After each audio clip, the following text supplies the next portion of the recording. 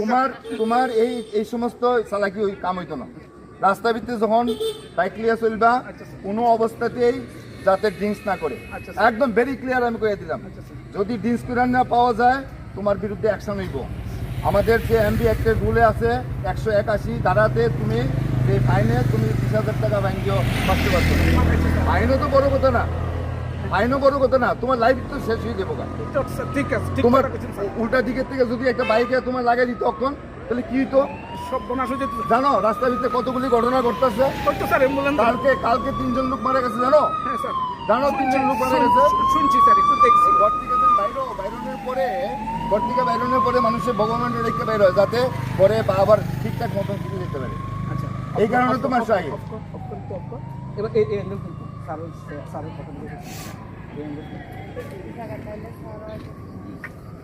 নাইলে রিটার্ন জায়গাটা দেখবো বই পিছন দিয়ে আমার উঠে লাভ হবে। হ্যাঁ এই জায়গাটায় সাড়ে 600 আইসি না দুজন আইসি তো। হ্যাঁ আর একটু দূরে যাও, সাউন্ড যাবো।